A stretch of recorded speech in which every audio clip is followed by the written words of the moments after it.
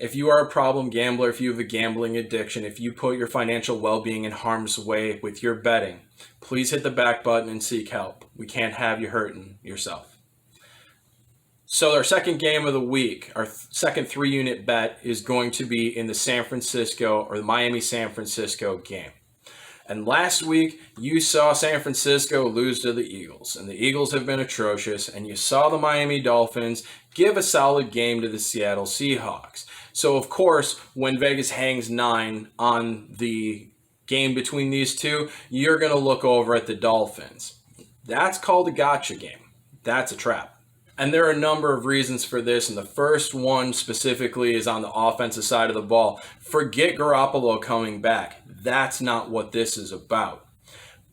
When San Francisco plays against this New England-style defense, what they are able to do is they are able to stretch out the gaps. And this New England-style defense loves to plug up the interior gaps and limit the running game. The problem is that this offense that San Francisco has so much misdirection, has so much speed, has so much stretch in it that it fractures those gaps and it allows this run game to get going. Now, the Miami defense has not been a good run front at all this season, and this is about to get ugly with San Francisco. Doesn't matter about the passing game. The passing game is going to be the passing game. It's going to be an impact, and there are going to be some plays there for Garoppolo to take. But this run game for San Francisco is going to eat Miami's defense up, and that's going to put them firmly in control of this game. Now, if you look over the San Francisco side of the ball, yes, there are a number of injuries on the San Francisco defense. It seems like every corner they have is hurt. They have lost a couple guys on the defensive line. And so you think the Miami quick hitting passing game is going to work. Unfortunately, that's not where you want to attack San Francisco in this game, because everything quick hitting for the Dolphins has been to the middle of the field. Quan Alexander, Fred Warner, Greenlaw, Tart, and Ward all live there.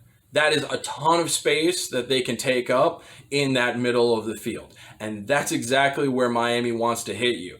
That's not going to be open. You're going to have to put Fitzpatrick attacking to the boundary, attacking in front of the corners on the boundary, and that's going to be exactly where San Francisco wants you to play. So it is going to be tough sledding for the Dolphins offense versus this San Francisco defense. You look back last week and you go, well, they scored against Seattle. They had already scored against Buffalo. Yeah, but with Seattle and Jamal Adams being out, this middle of their defense got considerably softer. And Seattle has absolutely no pass rush. San Francisco still does. And while Buffalo did a good job getting pass rush on Miami, their middle of the defense is so wide open that Fitzpatrick was able to dink and dunk and get the ball out extremely quick. This isn't going to be the case with San Francisco. You cannot just go through the middle of San Francisco, and I don't trust Gaskins or this running game to be able to manufacture anything of note. San Francisco is still a good team. Yes, they've lost some players. Yes, the defensive side of the ball is missing some corners and some pass rush, but this is still a very good team. And when their offense can dictate in the running game, it's lights out. We saw that all last year. We saw that when they played Cleveland, where their running game just tore them apart, and Cleveland's offense wasn't able to get going. I expect much of the same for Miami this week. Their offensive line is still struggling, and there's still plenty of talent on the San Francisco defensive line to take a couple drives and end them with a sack. There's a reason why -9 on San Francisco looks big. It's because it's supposed to look big. They are baiting you to take the Dolphins in this game. Don't buy it. Don't buy it. Take the San Francisco rushing attack to just completely dictate and expect this to be just a thorough beatdown by a good team versus a bad team.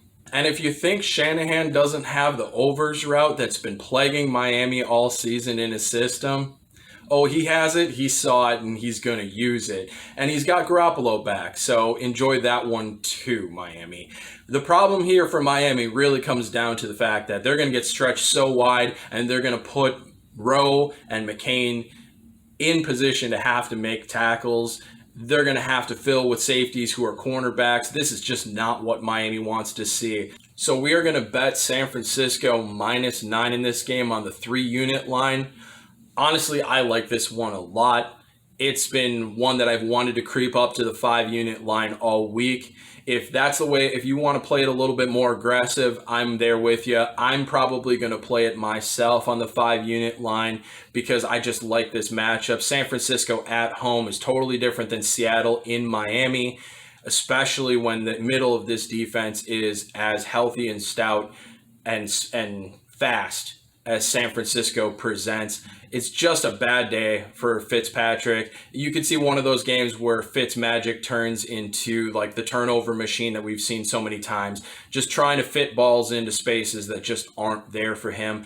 And again, the San Francisco offensive line, the running game, the misdirection, the stretch, they're going to eat up Miami. And that's going to allow San Francisco to just dictate to Miami all day long. I mean, you could see Garoppolo with 15 pass attempts in this one if the running game gets rolling the way I expect it to. And a couple of those could be the overs that Miami seems to not be able to communicate their way through. Every single one of those is a touchdown pass in the making. Kittle could take it to the house. Yeah, good luck to those two safeties to tackle that, man. Or Debo or Ayuk. It's not a pretty matchup for the Dolphins. We're going to call this one a 3-unit bet for the video's sake, but I'm going to play it on the 5-unit line. I just really like this matchup. It's just the fact that San Francisco might have a little bit of rust to knock off that I'm going to recommend this at the 3-unit line.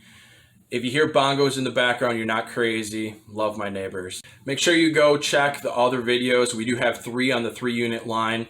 We have 4 on the 1-unit line this week. Hit subscribe, ring the bell. Make sure you get those push notifications. And we love you. We need you. Stay strong, and we'll see you on the other side.